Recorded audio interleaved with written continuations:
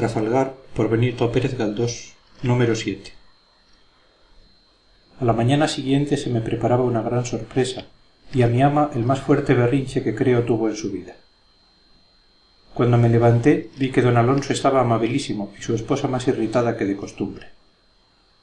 Cuando ésta se fue a misa con Rosita, advertí que el señor se daba gran prisa por meter en una maleta algunas camisas y otras prendas de vestir, entre las cuales iba su uniforme. Yo le ayudé y aquello me olió a escapatoria, aunque me sorprendía no ver a Marcial por ninguna parte. No tardé sin embargo en explicarme su ausencia, pues don Alonso, una vez arreglado su breve equipaje, se mostró muy impaciente, hasta que al fin apareció el marinero diciendo: «Ahí está el coche. Vámonos antes que ella venga». Cargué la maleta y en un santiamén don Alonso, Marcial y yo salimos por la puerta del corral para no ser vistos. Nos subimos a la calesa y ésta partió tan a escape como lo permitía la escualidez del rocín que la arrastraba y la procelosa configuración del camino. Este, si para caballerías era malo, para coches perverso. Pero a pesar de los fuertes tumbos y arcadas apretamos el paso y hasta que no perdimos de vista el pueblo no se alivió algún tanto el martirio de nuestros cuerpos. Aquel viaje me gustaba extraordinariamente porque a los chicos toda novedad les trastorna el juicio. Marcial no cabía en sí de gozo y mi amo, que al principio manifestó su alborozo casi con menos gravedad que yo, se entristeció bastante cuando dejó de ver el pueblo. De cuando en cuando decía: «Y ella tan ajena a esto. ¿Qué dirá cuando llegue a casa y no nos encuentre?». A mí se me ensanchaba el pecho con la vista del paisaje, con la alegría y frescura de la mañana y sobre todo con la idea de ver pronto a Cádiz y su incomparable bahía poblada de naves, sus calles bulliciosas y alegres, su caleta que simbolizaba para mí en un tiempo lo más hermoso de la vida, la libertad, su plaza, su muelle y demás sitios para mí muy amados. No habíamos andado 3 leguas cuando alcanzamos a ver 2 caballeros montados en soberbios alazanes que viniendo tras nosotros se nos juntaron en poco tiempo. Al punto reconocimos a Malespina y a su padre, aquel señor alto, estirado y muy charlatán de quien antes hablé. Ambos se asombraron de ver a don Alonso y mucho más cuando éste les dijo que iba a Cádiz para embarcarse. Recibió la noticia con pesadumbre el hijo, mas el padre, que según entonces comprendí era un rematado fanfarrón, felicitó a mi amo muy campanudamente, llamándole flor de los navegantes, espejo de los marinos y honra de la paz. Nos detuvimos para comer en el parador de Conil. A los señores les dieron lo que había y a Marcial a mí lo que sobraba, que no era mucho. Como yo servía la mesa pude oír la conversación y entonces conocí mejor el carácter del viejo Malespina, quien si primero pasó a mis ojos como un embustero lleno de vanidad, después me pareció el más gracioso charlatán que he oído en mi vida. El futuro suegro de mi amita, don José María Malespina, que no tenía parentesco con el célebre marino del mismo apellido, era coronel de artillería retirado y cifraba todo su orgullo en conocer a fondo aquella terrible arma y manejarla como nadie. Tratando de este asunto era como más lucía su imaginación y gran desparpajo para mentir. Los artilleros, decía sin suspender por un momento la acción de engullir, hacen mucha falta a bordo. ¿Qué es de un barco sin artillería? Pero donde hay que ver los efectos de esta invención admirable de la humana inteligencia es en tierra, señor don Alonso. Cuando la guerra del Rosellón, ya sabe usted que tomé parte en aquella campaña y que todos los triunfos se debieron a mi acierto en el manejo de la artillería. La batalla de Masdeu, ¿por qué cree usted que se ganó? El general Ricardos me situó en una colina con 4 piezas, mandándome que no hiciera fuego sino cuando él me lo ordenara. Pero yo, que veía las cosas de otra manera, me estuve callandito, hasta que una columna francesa vino a colocarse delante de mí en tal disposición que mis disparos podían enfilarla de un extremo a otro. Los franceses forman la línea con gran perfección. Tomé bien la puntería con una de las piezas, dirigiendo la mira a la cabeza del primer soldado. ¿Comprende usted? Como la línea era tan perfecta, disparé y ¡zas! La bala se llevó 142 cabezas y no cayeron más porque el extremo de la línea se movió un poco. Aquello produjo gran consternación en los enemigos, pero como éstos no comprendían mi estrategia ni podían verme en el sitio donde estaba, enviaron otra columna a atacar las tropas que estaban a mi derecha, y aquella columna tuvo la misma suerte, y otra, hasta que se ganó la batalla. Es maravilloso, dijo mi amo, quien conociendo la magnitud de la bola no quiso sin embargo desmentir a su amigo. pues en la segunda campaña, al mando del conde de la Unión, también escarmenté de lo lindo a los republicanos. La defensa de Boulou no nos salió bien, porque se nos acabaron las municiones. Yo, con todo, hice un gran destrozo cargando una pieza con las llaves de la iglesia, pero estas no eran muchas, y al fin, como un recurso de desesperación, metí en el ánima del cañón mis llaves, mi reloj, mi dinero, cuantas baratijas encontré en los bolsillos, y por último hasta mis cruces. Lo particular es que una de estas fue a estamparse en el pecho de un general francés, donde se le quedó como pegada y sin hacerle daño. Él la conservó y cuando fue a París la Convención le condenó no sé si a muerte o a destierro por haber admitido condecoraciones de un gobierno enemigo. ¡Qué diablura!, murmuró mi amo, recreándose con tan chuscas invenciones. Cuando estuve en Inglaterra, continuó el viejo Malespina, ya sabe usted que el gobierno inglés me mandó llamar para perfeccionar la artillería de aquel país. Todos los días comía con Pitt, con Burke, con Lord North, con el general Cornwallis y otros personajes importantes que me llamaban el chistoso español.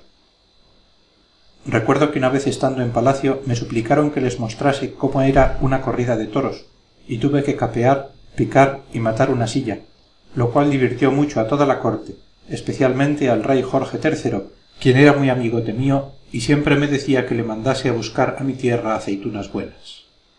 Oh, tenía mucha confianza conmigo. Todo su empeño era que le enseñase palabras en español y sobre todo algunas de esta nuestra graciosa Andalucía, pero nunca pudo aprender más que otro toro y vengan esos 5, frase con que me saludaba todos los días cuando iba a almorzar con él pescadillas y unas cañitas de Jerez. ¿Eso almorzaba? Era lo que le gustaba más. Yo hacía llevar de Cádiz embotellada la pescadilla, conservándose muy bien con un específico que inventé, cuya receta tengo en casa. Maravilloso. ¿Y reformó usted la artillería inglesa?, preguntó mi amo, alentándole a seguir porque le divertía mucho. Completamente. Allí inventé un cañón que no llegó a dispararse, porque todo Londres, incluso la corte y los ministros, vinieron a suplicarme que no hiciera la prueba, por temor a que del estremecimiento cayeran al suelo muchas casas. De modo que tan gran pieza ha quedado relegada al olvido. Quiso comprarla el emperador de Rusia, pero no fue posible moverla del sitio en que estaba. Pues bien, podía usted sacarnos del apuro inventando un cañón que destruyera de un disparo la escuadra inglesa. Oh, contestó Malespina, en esto estoy pensando y creo que podré realizar mi pensamiento. Ya le mostraré a usted los cálculos que tengo hechos, no sólo para aumentar hasta un extremo fabuloso el calibre de las piezas de artillería, sino para construir placas de resistencia que defiendan los barcos y los castillos. Es el pensamiento de toda mi vida. A todas estas habían concluido de comer. Nos zampamos en un santiamén Marcial y yo las sobras y seguimos el viaje, ellos a caballo marchando al estribo y nosotros como antes en nuestra derrengada calesa. La comida y los frecuentes tragos con que la roció excitaron aún más la vena inventora del viejo Malespina, quien por todo el camino siguió espetándonos sus grandes paparruchas. La conversación volvió al tema por donde había empezado, a la guerra del Rosellón, y como don José se apresuraba a referir nuevas proezas, mi amo, cansado ya de tanto mentir, quiso desviarle de aquella materia y dijo: guerra desastrosa e impolítica. Más nos hubiera valido no haberla emprendido. Oh, exclamó Malespina, el conde de Aranda, como usted sabe, condenó desde el principio esta funesta guerra con la República. Cuánto hemos hablado de esta cuestión, porque somos amigos desde la infancia. Cuando yo estuve en Aragón pasamos 7 meses juntos cazando en el Moncayo. Precisamente hice construir para él una escopeta singular. Sí, Aranda se opuso siempre, dijo mi amo atajándole en el peligroso camino de la balística. En efecto, continuó el mentiroso, y si aquel hombre eminente defendió con tanto calor la paz con los republicanos, fue porque yo le aconsejé, convenciéndole antes de la inoportunidad de la guerra. Mas Godoy, que ya entonces era valido, se obstinó en proseguirla, sólo por llevarme la contraria, según he entendido después. Lo más gracioso es que el mismo Godoy se vio obligado a concluir la guerra en el verano del 95, cuando comprendió su ineficacia, y entonces se adjudicó a sí mismo el retumbante título de Príncipe de la Paz.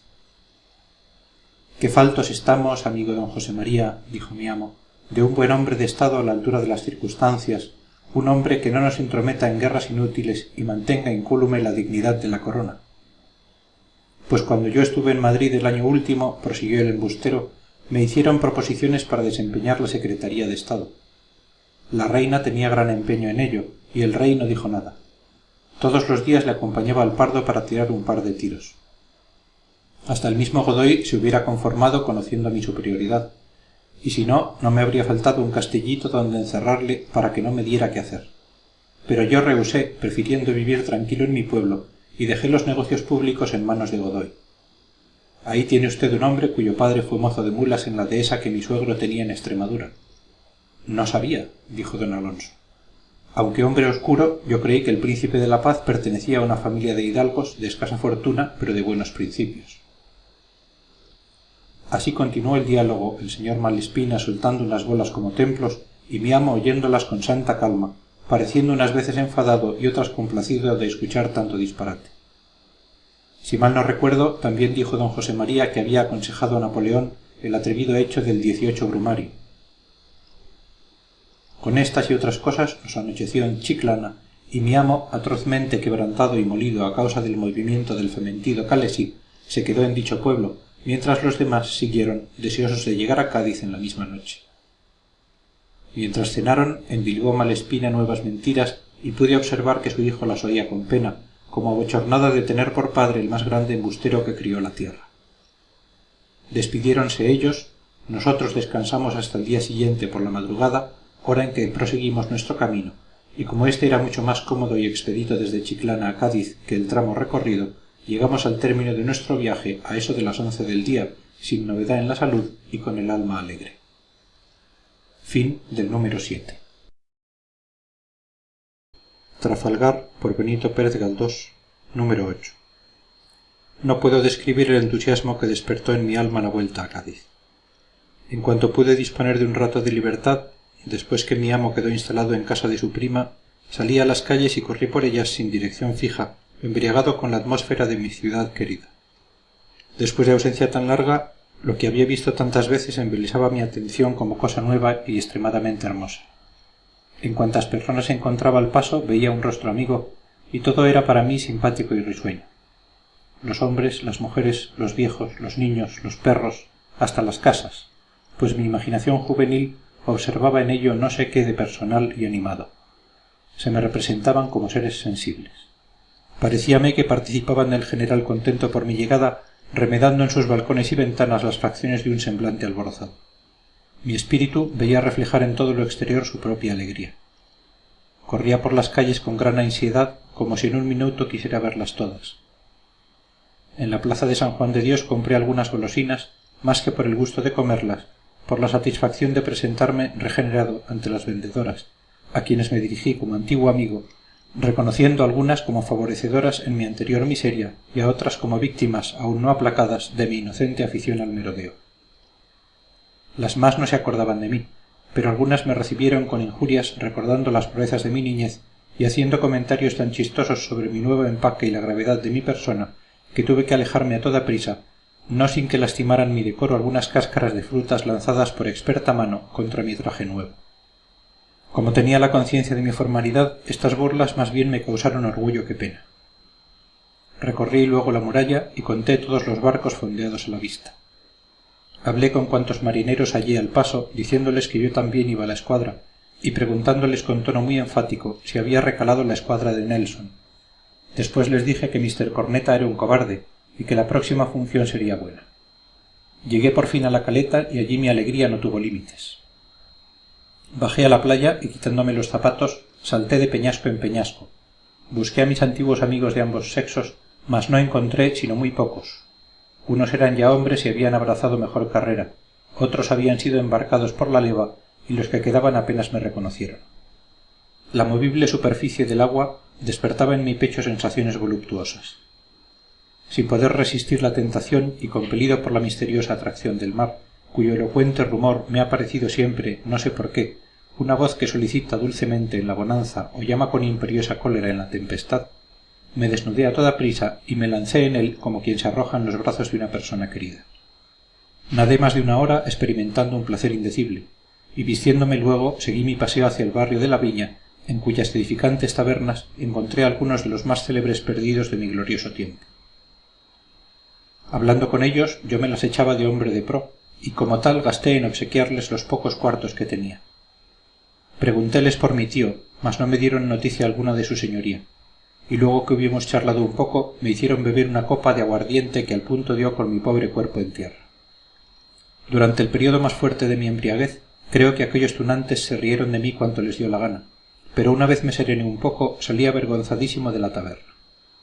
Aunque andaba muy difícilmente, quise pasar por mi antigua casa y vi en la puerta a una mujer andrajosa que freía sangre y tripas.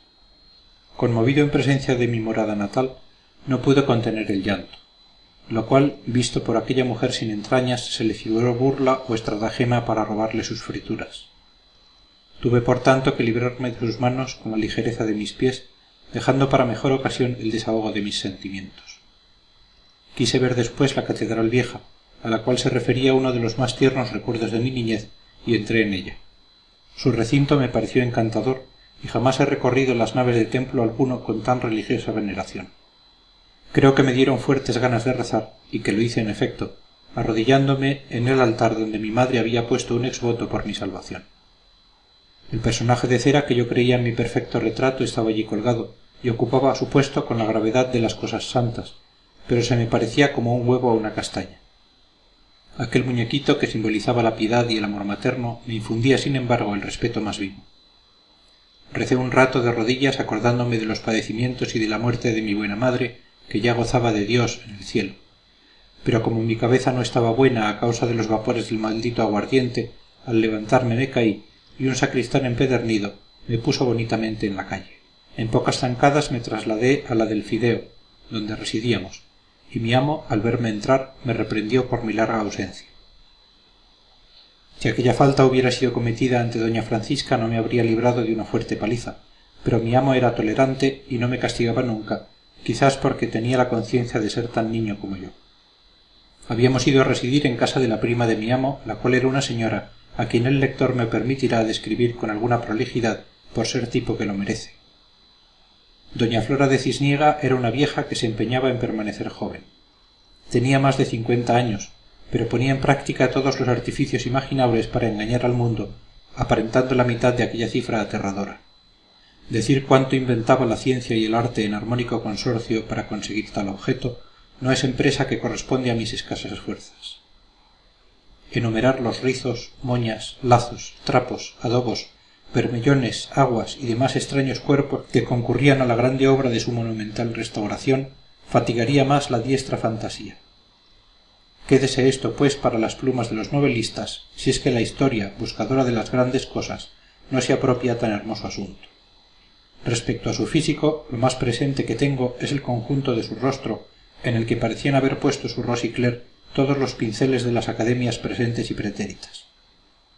También recuerdo que al hablar hacía con los labios un mohín, un repliegue, un mimo, cuyo objeto era o achicar con gracia la descomunal boca o tapar el estrago de la dentadura, de cuyas filas desertaban todos los años un par de dientes.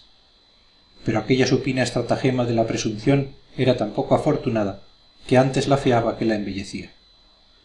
Vestía con lujo, y en su peinado se gastaban los polvos por almudes, y como no tenía malas carnes, a juzgar por lo que pregonaba el ancho escote y por lo que dejaban transparentar las gasas, todo su empeño consistía en lucir aquellas partes menos sensibles a la injuriosa acción del tiempo, para cuyo objeto tenía un arte maravilloso.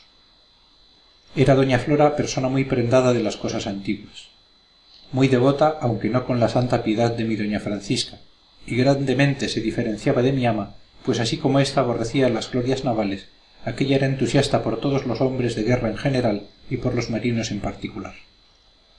Inflamada en amor patriótico, ya que en la madurez de su existencia no podía aspirar al calorcillo de otro amor, y orgullosa en extremo como mujer y como dama española, el sentimiento nacional se asociaba en su espíritu al estampido de los cañones y creía que la grandeza de los pueblos se medía por libras de pólvora.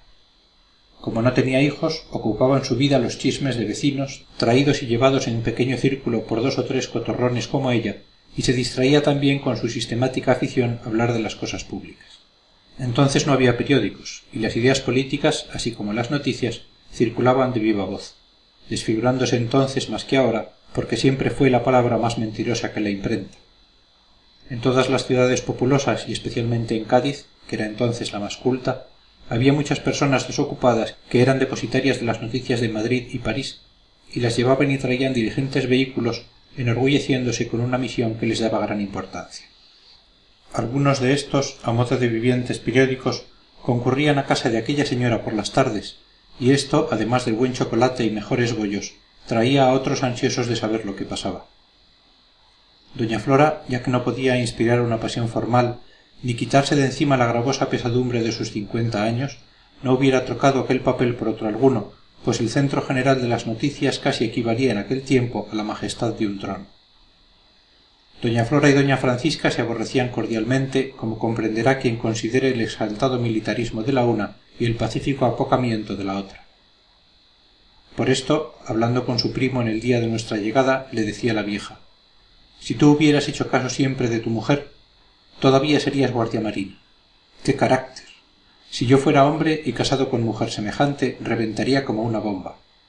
Has hecho bien en no seguir su consejo y en venir a la escuadra. Todavía eres joven, Alonsito. Todavía puedes alcanzar el grado de brigadier que tendrías ya de seguro si Paca no te hubiese echado una calza como a los pollos para que no salgan del corral». Después, como mi amo, impulsado por su gran curiosidad, le pidiese noticias, ella le dijo: «Lo principal es que todos los marinos de aquí están muy descontentos del almirante francés, que ha probado su ineptitud en el viaje a la Martinica y en el combate de Finisterre. Tal es su timidez y el miedo que tiene a los ingleses, que al entrar aquí la escuadra combinada en agosto último no se atrevió a apresar el crucero inglés mandado por Collingwood, y que sólo constaba de 3 navíos. Toda nuestra oficialidad está muy mal por verse obligada a servir a las órdenes de semejante hombre. Fue Gravina a Madrid a decírselo a Godoy, previendo grandes desaires si no ponía al frente de la escuadra un hombre más apto. Pero el ministro le contestó cualquier cosa porque no se atreve a resolver nada, y como Bonaparte anda metido con los austríacos, mientras él no decida, dicen que éste también está muy descontento de Villeneuve y que ha determinado destituirle, pero entre tanto... Ah, Napoleón debiera confiar el mando de la escuadra a algún español, a ti por ejemplo, Alonsito, dándote 3 o 4 grados de mogollón, que a fe bien merecidos los tienes». «Oh, yo no soy para eso», dijo mi amo con su habitual modestia. «O a Gravina o a Churruca, que dicen que es tan buen marinero. Si no, me temo que esto acabará mal. Aquí no pueden ver a los franceses. Figúrate que cuando llegaron los barcos de Villeneuve carecían de víveres y municiones, y en el arsenal no se las quisieron dar. Acudieron en queja a Madrid, y como Godoy no hace más que lo que quiere el embajador francés, Messier de Bernouville, dio orden para que se entregara a nuestros aliados cuanto necesitasen. Mas ni por esas. El intendente de marina y el comandante de artillería dicen que no darán nada mientras Villeneuve no lo pague en moneda contante y sonante. Así, me parece que está muy bien parlado. Pues no falta más sino que esos señores con sus manos lavadas se fueran a llevar lo poco que tenemos. Bonitos están los tiempos. Ahora cuesta todo un ojo de la cara. La fiebre amarilla por un lado y los malos tiempos por otro han puesto a Andalucía en tal estado que toda ella no vale una aljofifa. Y luego añada usted a esto los desastres de la guerra. Verdad es que el honor nacional es lo primero y es preciso seguir adelante para vengar los agravios recibidos. No me quiero acordar de lo del cabo de Finisterre, donde por cobardía de nuestros aliados perdimos el Firme y el Rafael, 2 navíos como 2 soles, ni de la voladura del Real Carlos, que fue una traición tal que ni entre moros berberiscos pasaría igual, ni el robo de las 4 fragatas, ni del combate del cabo de... «¿Lo que es eso?», dijo mi amo interrumpiéndola vivamente. «Es preciso que cada cual quede en su lugar. Si el almirante Córdoba hubiera mandado virar por... Sí, ya sé», dijo doña Flora, que había oído muchas veces lo mismo en boca de mi amo. «Habrá que darles la gran paliza y se la daréis. Me parece que vas a cubrirte de gloria. Así haremos rabiar a Paca». «Yo no sirvo para el combate», dijo mi amo con tristeza. «Vengo tan solo a presenciarlo por pura afición y por el entusiasmo que me inspiran nuestras queridas banderas». Al día siguiente de nuestra llegada recibió mi amo la visita de un brigadier de marina amigo antiguo, cuya fisonomía no olvidaré jamás, a pesar de no haberle visto más que en aquella ocasión. Era un hombre como de 45 años, de semblante hermoso y afable, con tal expresión de tristeza que era imposible verle sin sentir irresistible inclinación a amarle. No usaba peluca, y sus abundantes cabellos rubios, no martirizados por las tenazas del peluquero para tomar la forma de ala de pichón, se recogían con cierto abandono en una gran coleta y estaban inundados de polvos con menos arte del que la presunción propia de la época exigía. Eran grandes y azules sus ojos, su nariz muy fina, de perfecta forma y un poco larga, sin que esto le afeara, antes bien, parecía ennoblecer su expresivo semblante. Su barba, afeitada con esmero, era algo puntiaguda, aumentando así el conjunto melancólico de su rostro oval, que indicaba más bien delicadeza que energía. Este noble continente era realzado por una urbanidad en los modales, por una grave cortesanía de que ustedes no pueden formar idea, por la estirada fatuidad de los señores del día, ni por la movible elegancia de nuestra dorada juventud. Tenía el cuerpo pequeño, delgado y como enfermizo. Más que guerrero aparentaba ser hombre de estudio, y su frente, que sin duda encerraba altos y delicados pensamientos, no parecía la más propia para arrostrar los horrores de una batalla. Su endeble constitución, que sin duda contenía un espíritu privilegiado, parecía destinada a sucumbir conmovida al primer choque.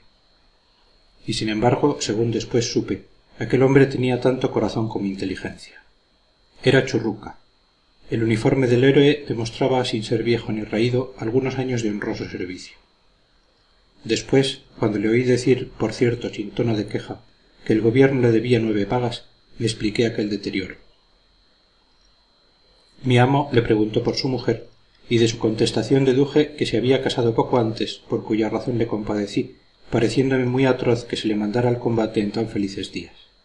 Habló luego de su barco, el San Juan Nepomuceno, al que mostró igual cariño que a su joven esposa, pues según dijo, él lo había compuesto y arreglado a su gusto por privilegio especial, haciendo de él uno de los primeros barcos de la Armada Española. Hablaron luego del tema ordinario en aquellos días, de si salía o no salía la escuadra, y el marino se expresó largamente con estas palabras, cuya sustancia guardo en la memoria, y que después, con datos y noticias históricas, he podido restablecer con la posible exactitud. El almirante francés, dijo Churruca, no sabiendo qué resolución tomar, y deseando hacer algo que ponga en olvido sus errores, se ha mostrado desde que estamos aquí partidario de salir en busca de los ingleses.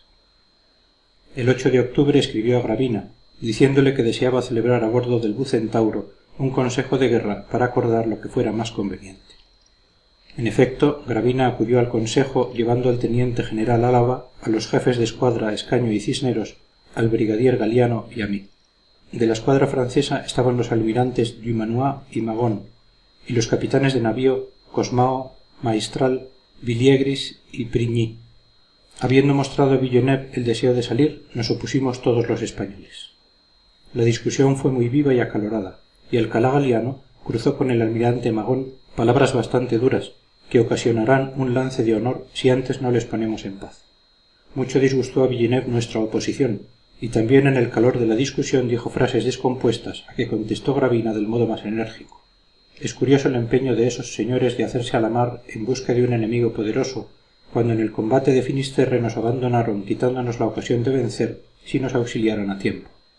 Además, hay otras razones que yo expuse en el consejo, y son que la estación avanza, que la posición más ventajosa para nosotros es permanecer en la bahía, obligándoles a un bloqueo que no podrán resistir, mayormente si bloquean también a Tolón y a Cartagena. Es preciso que confesemos con dolor la superioridad de la marina inglesa por la perfección del armamento, por la excelente dotación de sus buques y sobre todo por la unidad con que operan sus escuadras. Nosotros, con gente en gran parte menos diestra, con armamento imperfecto y mandados por un jefe que descontenta a todos, podríamos sin embargo hacer la guerra a la defensiva dentro de la bahía. Pero será preciso obedecer conforme a la ciega sumisión de la corte de Madrid y poner barcos y marinos a merced de los planes de Bonaparte, que no nos ha dado en cambio de esta esclavitud un jefe digno de tantos sacrificios. Saldremos si se empeña Villeneuve, pero si los resultados son desastrosos, quedará consignada para descargo nuestro la oposición que hemos hecho al insensato proyecto del jefe de la escuadra combinada. Villeneuve se ha entregado a la desesperación. Su amo le ha dicho cosas muy duras, y la noticia de que va a ser relevado le induce a cometer las mayores locuras, esperando reconquistar en un día su perdida reputación por la victoria o por la muerte. Así se expresó el amigo de mi amo. Sus palabras hicieron en mí grande impresión, pues con ser niño yo prestaba gran interés a aquellos sucesos, y después, leyendo en la historia lo mismo de que fui testigo, he auxiliado mi memoria con datos auténticos y puedo narrar con bastante exactitud. Cuando Churruca se marchó, doña Flora y mi amo hicieron de él grandes elogios, encomiando sobre todo su expedición a la América meridional para hacer el mapa de aquellos mares. Según les oí decir, los méritos de Churruca como sabio y como marino eran tantos que el mismo Napoleón le hizo un precioso regalo y le colmó de atenciones. Pero dejemos al marino y volvamos a doña Flora. A los 2 días de estar allí noté un fenómeno que me disgustó sobremanera, y fue que la prima de mi amo comenzó a prendarse de mí, es decir, que me encontró pintiparado para ser su paje. No cesaba de hacerme toda clase de caricias, y al saber que yo también iba a la escuadra, se lamentó de ello, jurando que sería una lástima que perdiese un brazo, pierna o alguna otra parte no menos importante de mi persona si no perdía la vida. Aquella antipatriótica compasión me indignó, y aún creo que dije algunas palabras para expresar que estaba inflamado en guerrero ardor. Mis baladronadas hicieron gracia a la vieja, y me dio 1000 golosinas para quitarme el mal humor. Al día siguiente me obligó a limpiar la jaula de su loro, discreto animal que hablaba como un teólogo y nos despertaba a todos por la mañana gritando «¡Perro inglés! ¡Perro inglés!». Luego me llevó consigo a misa haciéndome cargar la banqueta, y en la iglesia no cesaba de volver la cabeza para ver si estaba por allí. Después me hizo asistir a su tocador, ante cuya operación me quedé espantado viendo el catafalco de rizos y moños que el peluquero armó en su cabeza. Advirtiendo el indiscreto estupor con que yo contemplaba la habilidad del maestro, verdadero arquitecto de las cabezas, doña Flora se rió mucho y me dijo que en vez de pensar en ir a la escuadra debía quedarme con ella para ser su paje. Añadió que debía aprender a peinarla y que con el oficio de maestro peluquero podía ganarme la vida y ser un verdadero personaje. No me sedujeron tales proposiciones y le dije con cierta rudeza que más quería ser soldado que peluquero. Esto le agradó, y como le daba el peine por las cosas patrióticas y militares, redobló su afecto por mí. A pesar de que allí se me trataba con mimo, confieso que me cargaba a más no poder la tal doña Flora, y que a sus almibaradas finezas prefería los rudos pescozones de mi iracunda doña Francisca. Era natural, su intempestivo cariño, sus dengues, la insistencia con que solicitaba mi compañía diciendo que le encantaba mi conversación y persona, me impedían seguir a mi amo en sus visitas a bordo. Le acompañaba en tan dulce ocupación un criado de su prima, y en tanto yo, sin libertad para correr por Cádiz, como hubiera deseado, me aburría en la casa en compañía del loro de doña Flora y de los señores que iban allá por las tardes a decir si saldría o no la escuadra y a cosas menos manoseadas, si bien más frívolas. Mi disgusto llegó a la desesperación cuando vi que Marcial venía a casa y que con él iba mi amo a bordo, aunque no para embarcarse definitivamente. Y cuando esto ocurría, y cuando mi alma atribulada acariciaba aún la débil esperanza de formar parte de aquella expedición, doña Flora se empeñó en llevarme a pasear a la Alameda y también al Carmen a rezar vísperas. Esto me era insoportable, tanto más cuanto que yo soñaba con poner en ejecución cierto atrevido proyectillo que consistía en ir a visitar por cuenta propia uno de los navíos, llevado por algún marinero conocido que esperaba encontrar en el muelle. Salí con la vieja y al pasar por la muralla deteníame para ver los barcos. Mas no me era posible entregarme a las delicias de aquel espectáculo por tener que contestar a las 1000 preguntas de doña Flora, que ya me tenía mareado. Durante el paseo se le unieron algunos jóvenes y señores mayores. Parecían muy encopetados y eran las personas a la moda en Cádiz, todos muy discretos y elegantes. Alguno de ellos era poeta, o mejor dicho, todos hacían versos, aunque malos, y me parece que les oí hablar de cierta academia en que se reunían para tirotearse con sus estrofas, entretenimiento que no hacía daño a nadie.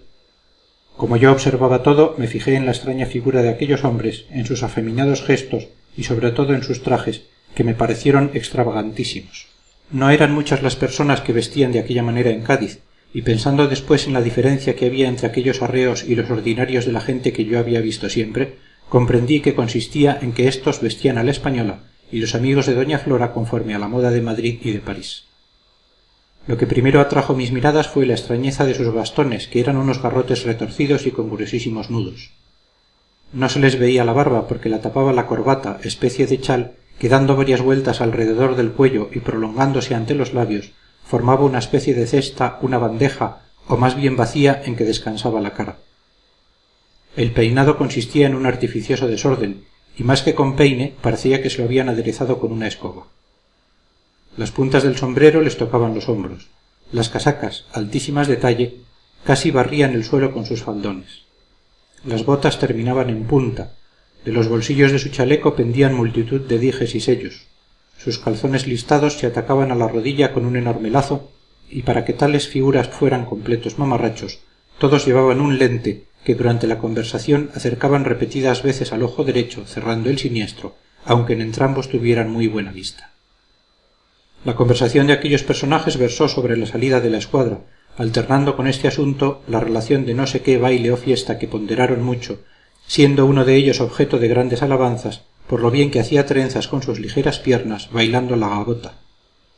Después de haber charlado mucho entraron con doña Flora en la iglesia del Carmen, y allí, sacando cada cual su rosario, rezaron que se las pelaban un buen espacio de tiempo, y alguno de ellos me aplicó lindamente un coscorrón en la coronilla, porque en vez de orar tan devotamente como ellos, prestaba demasiada atención a dos moscas que revoloteaban alrededor del rizo culminante del peinado de doña Flora. Salimos después de haber oído un enojoso sermón que ellos celebraron como obra maestra. Paseamos de nuevo. Continuó la charla más vivamente, porque se nos unieron unas damas vestidas por el mismo estilo, y entre todos se armó tan ruidosa algazara de galanterías, frases y sutilezas, mezcladas con algún verso insulso, que no puedo recordarlas. Y en tanto, Marcial y mi querido amo trataban de fijar día y hora para trasladarse definitivamente a bordo. Y yo estaba expuesto a quedarme en tierra sujeto a los antojos de aquella vieja que me empalagaba con su insulso cariño. ¿Creerán ustedes que aquella noche insistió en que debía quedarme para siempre a su servicio? ¿Creerán ustedes que aseguró que me quería mucho y me dio como prueba algunos afectuosos abrazos y besos, ordenándome que no lo dijera a nadie? Horribles contradicciones de la vida, pensaba yo al considerar cuán feliz habría sido si mi amita me hubiera tratado de aquella manera. Yo, turbado hasta lo sumo, le dije que quería ir a la escuadra y que cuando volviese me podría querer a su antojo, pero que si no me dejaba realizar mi deseo la aborrecería tanto así, y extendí los brazos para expresar una cantidad muy grande de aborrecimiento. Luego, como entrase inesperadamente mi amo, yo, juzgando llegada la ocasión de lograr mi objeto por medio de un arranque oratorio que había cuidado de preparar, me arrodillé delante de él, diciéndole en el tono más patético que si no me llevaba a bordo me arrojaría desesperado al mar. Mi amo se rió de la ocurrencia. Su prima, haciendo mimos con la boca, fingió cierta hilaridad que le afeaba el rostro amojamado, y consintió al fin. Diome 1000 golosinas para que comiese a bordo, me encargó que huyese de los sitios de peligro, y no dijo una palabra más contraria a mi embarque, que se verificó a la mañana siguiente, muy temprano. Fin del número 8. Trafalgar por Benito Pérez Galdós, número 9. Octubre era el mes y 18 el día. De esta fecha no me queda duda, porque al día siguiente salió la escuadra. Nos levantamos muy temprano y fuimos al muelle, donde esperaba un bote que nos condujo a bordo. Figúrense ustedes cuál sería mi estupor. ¿Qué digo estupor? Mi entusiasmo, mi enajenación, cuando me vi cerca del Santísima Trinidad, el mayor barco del mundo, aquel alcázar de madera que visto de lejos se representaba en mi imaginación como una fábrica portentosa, sobrenatural, único monstruo digno de la majestad de los mares. Cuando nuestro bote pasaba junto a un navío, yo le examinaba con cierto religioso asombro, admirado de ver tan grandes los cascos que me parecían tan pequeñitos desde la muralla. En otras ocasiones me parecían más chicos de lo que mi fantasía los había forjado. El inquieto entusiasmo de que estaba poseído me expuso a caer al agua cuando contemplaba con arrobamiento algún figurón de proa, objeto que más que otro alguno fascinaba mi atención. Por fin llegamos al Trinidad. A medida que nos acercábamos, las formas de aquel coloso iban aumentando, y cuando la lancha se puso al costado confundida en el espacio de mar donde se proyectaba, cual en negro y horrible cristal, la sombra del navío, cuando vi cómo se sumergía el inmóvil casco en el agua sombría que azotaba suavemente los costados, cuando alcé la vista y vi las 3 filas de cañones asomando sus bocas amenazadores por las portas, mi entusiasmo se trocó en miedo, púseme pálido y quedé sin movimiento asido al brazo de mi amo. Pero en cuanto subimos y me hallé sobre cubierta, se me ensanchó el corazón. La airosa y altísima arboladura, la animación del alcázar, la vista del cielo y la bahía, el admirable orden de cuantos objetos ocupaban la cubierta, desde los cois puestos en fila sobre la obra muerta, hasta los cabrestantes, bombas, mangas, escotillas, la variedad de uniformes, todo, en fin, me suspendió de tal modo que por un buen rato estuve absorto en la contemplación de tan hermosa máquina sin acordarme de nada más. Los presentes no pueden hacerse cargo de aquellos magníficos barcos, ni menos del Santísima Trinidad, por las malas estampas en que los han visto representados. Tampoco se parecen nada a los buques guerreros de hoy, cubiertos con un pesado arnés de hierro, largos, monótonos, negros y sin accidentes muy visibles en su vasta extensión, por lo cual me han parecido a veces inmensos ataúdes flotantes. Creados por una época positivista y adecuados a la ciencia náutico-militar de estos tiempos, que mediante el vapor ha anulado las maniobras, fiando el éxito del combate al poder y empuje de los navíos, los barcos de hoy son simples máquinas de guerra, mientras que los de aquel tiempo eran el guerrero mismo, armado de todas armas de ataque y defensa, pero confiando principalmente en su destreza y valor. Yo, que observo cuanto veo, he tenido siempre la costumbre de asociar hasta un extremo exagerado ideas con imágenes, cosas con personas, aunque pertenezcan a las más inasociables categorías. Viendo más tarde las catedrales góticas de nuestra Castilla y las de Flandes, y observando con qué imponente majestad se destaca su compleja y sutil fábrica entre las construcciones del gusto moderno, levantadas por la utilidad, tales como bancos, hospitales y cuarteles, no he podido menos de traer a la memoria las distintas clases de naves que he visto en mi larga vida, y he comparado las antiguas con las catedrales góticas. Sus formas, que se prolongan hacia arriba, el predominio de las líneas verticales sobre las horizontales, cierto inexplicable idealismo, algo de histórico y religioso a la vez, mezclado con la complicación de líneas y el juego de colores que combina a su capricho el sol, han determinado esta asociación extravagante, que yo me explico por la huella del romanticismo que dejan en el espíritu las impresiones de la niñez. El Santísima Trinidad era un navío de 4 puentes. Los mayores del mundo eran de 3.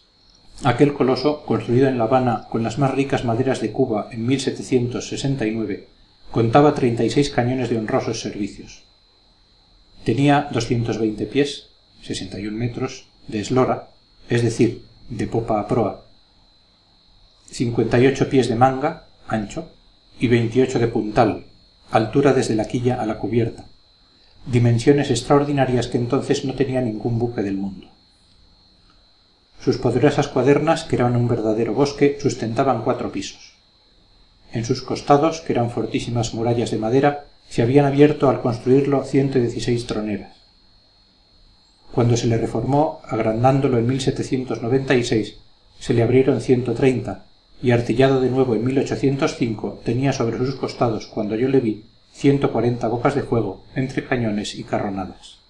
El interior era maravilloso por la distribución de los diversos compartimientos, ya fuesen puentes para la artillería, sollados para la tripulación, pañoles para depósitos de víveres, cámaras para los jefes, cocinas, enfermería y demás servicios.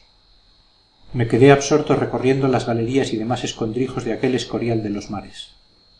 Las cámaras situadas a popa eran un pequeño palacio por dentro y por fuera una especie de fantástico alcázar. Los balconajes, los pabellones de las esquinas de popa, semejantes a las linternas de un castillo ojival, eran como grandes jaulas abiertas al mar, y desde donde la vista podía recorrer las 3/4 partes del horizonte. Nada más grandioso que la arboladura, aquellos mástiles gigantescos, lanzados hacia el cielo, como un reto a la tempestad.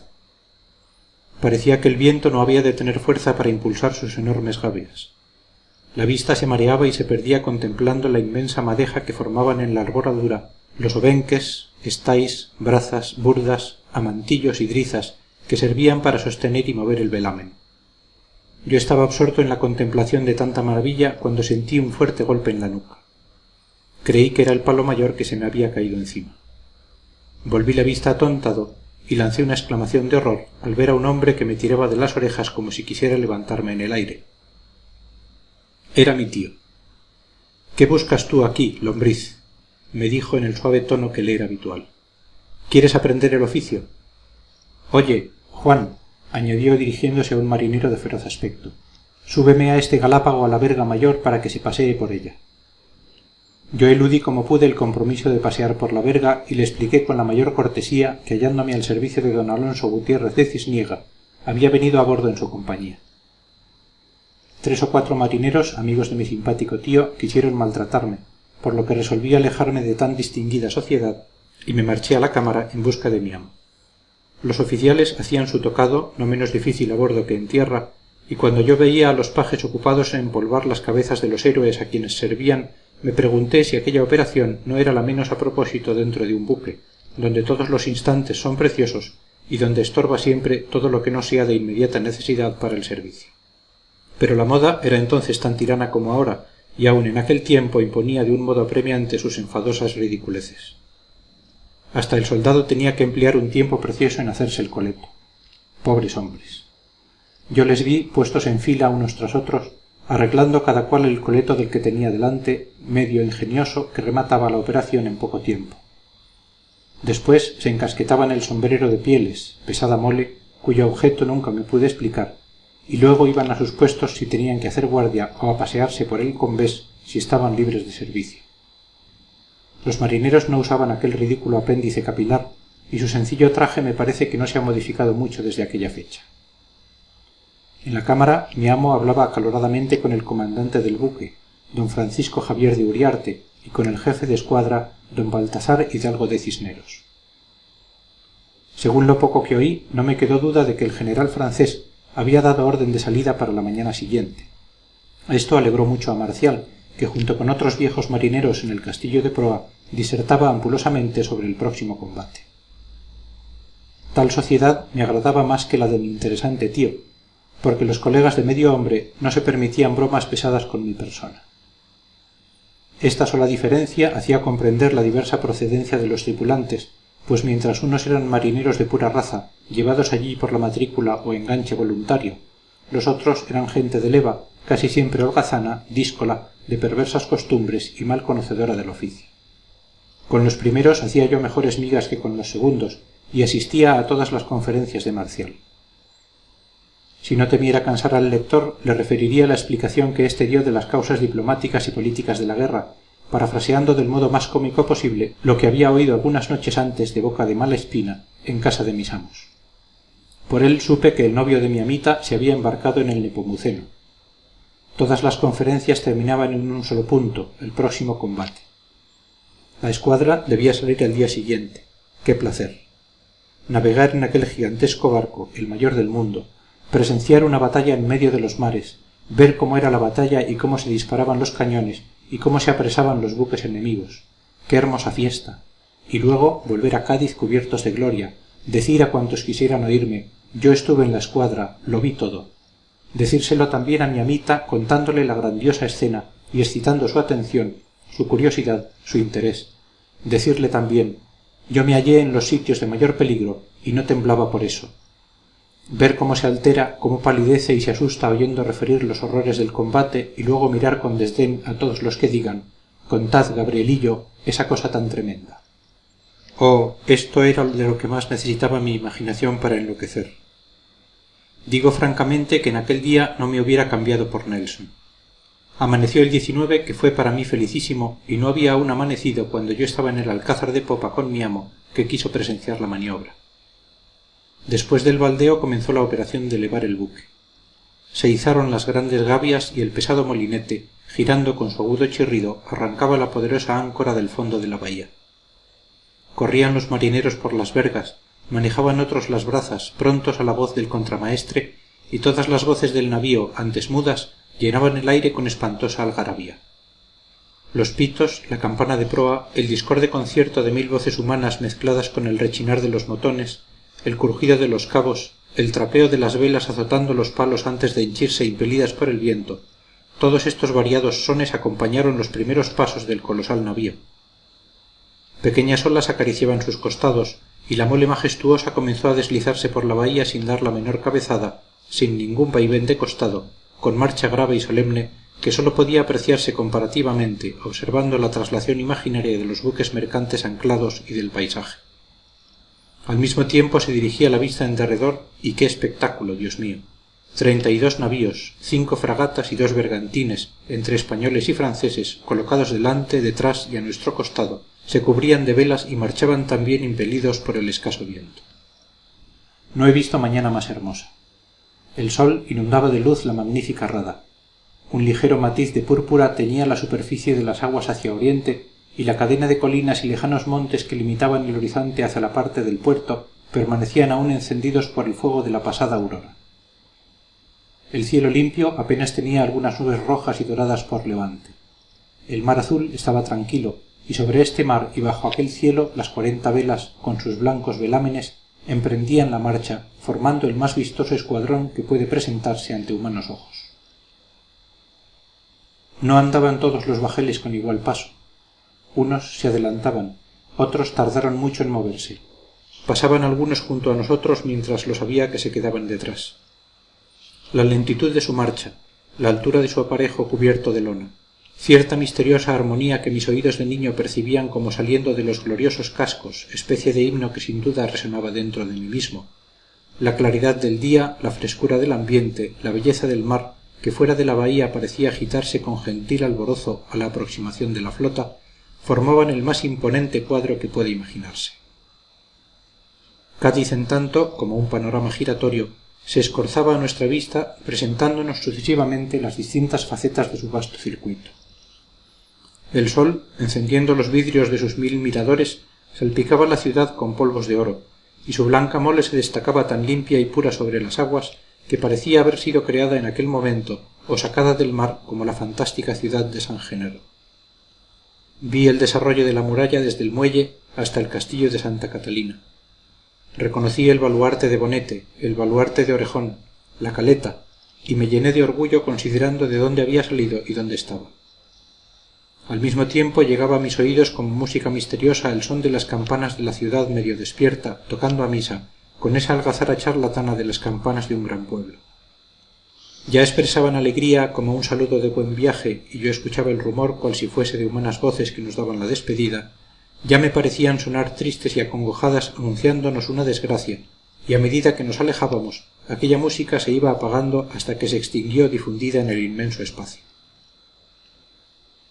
La escuadra salía lentamente. Algunos barcos emplearon muchas horas para hallarse fuera. Marcial, durante la salida, iba haciendo comentarios sobre cada buque, observando su marcha, motejándoles si eran pesados, animándoles con paternales consejos si eran ligeros y zarpaban pronto. «Qué pesado está don Federico», decía observando el príncipe de Asturias mandado por Gravina. «Allá va Mr. Corneta», exclamaba mirando al Bucentauro, navío general. «Bien haiga quien te puso rayo», decía irónicamente mirando al navío de este nombre, que era el más pesado de toda la escuadra. «Bien por papá Ignacio», añadía dirigiéndose al Santa Ana, que montaba Álava. «Echa toda la gavia, pedazo de tonina», decía contemplando el navío de Dumanoir. «Este gabacho tiene un peluquero para rizar la gavia y carga las velas con tenacillas». El cielo se enturbió por la tarde y al anochecer, hallándonos ya a gran distancia, vimos a Cádiz perderse poco a poco entre la bruma, hasta que se confundieron con las tintas de la noche sus últimos contornos. La escuadra tomó rumbo al sur. Por la noche no me separé de él, una vez que dejé a mi amo muy bien arrellanado en su camarote. Rodeado de 2 colegas y admiradores, les explicaba el plan de Villeneuve del modo siguiente. Mr. Corneta ha dividido la escuadra en 4 cuerpos. La vanguardia, que es mandada por Álava, tiene 7 navíos. El centro, que lleva 7 y lo manda Mr. Corneta en persona. La retaguardia, también de 7, que va mandada por Dumanoir, y el cuerpo de reserva, compuesto de 12 navíos, que manda don Federico. No me parece que esto está mal pensado. Por supuesto que van los barcos españoles mezclados con los gabachos, para que no nos dejen en las astas del Toro, como sucedió en Finisterre. Según me ha referido don Alonso, el francés ha dicho que si el enemigo se nos presenta a sotavento, formaremos la línea de batalla y caeremos sobre él. Esto está muy guapo, dicho en el camarote, pero ya. ¿El señorito va a ser tan buey que se nos presente a sotavento? Sí, porque tiene poco farol, inteligencia, su señoría, para dejarse pescar así. Veremos a ver si vemos lo que espera el francés. Si el enemigo se presenta a barlovento y nos ataca, debemos esperarle en línea de batalla, y como tendrá que dividirse para atacarnos, si no consigue romper nuestra línea, nos será muy fácil vencerle. A ese señor todo le parece fácil. Rumores. Dice también que no habrá señales y que todo lo espera de cada capitán. Si iremos a ver lo que yo vengo predicando desde que se hicieron esos malditos tratados de sursillos, y es que más vale callar. Quiera Dios. Ya les he dicho a ustedes que Mr. Corneta no sabe lo que tiene entre manos, y que no le caben 50 barcos en la cabeza. Cuidado con un almirante que llama a sus capitanes el día antes de una batalla y les dice que haga cada uno lo que le diere la gana. Pues pa' eso, grandes muestras de asentimiento. En fin, allá veremos. Pero vengan acá ustedes y díganme, si nosotros los españoles queremos defondar a unos cuantos barcos ingleses, ¿no nos bastamos y nos sobramos para ello? Pues a cuenta de qué hemos de juntarnos con franceses que no nos dejan hacer lo que nos sale de dentro, sino que hemos de ir a remolque de sus señorías. Siempre di cuando fuimos con ellos, siempre di cuando salimos destaponados. En fin, Dios y la Virgen del Carmen vayan con nosotros y nos libren de amigos franceses como siempre jamás amén. Grandes aplausos. Todos asintieron a su opinión. Su conferencia duró hasta hora avanzada, elevándose desde la profesión naval hasta la ciencia diplomática. La noche fue serena y navegábamos con viento fresco. Se me permitirá que al hablar de la escuadra diga nosotros. Yo estaba tan orgulloso de encontrarme a bordo del Santísima Trinidad que me llegué a figurar que iba a desempeñar algún papel importante en tan alta ocasión, y por eso no dejaba de gallardearme con los marineros, haciéndoles ver que yo estaba allí para alguna cosa útil. Fin del número 9.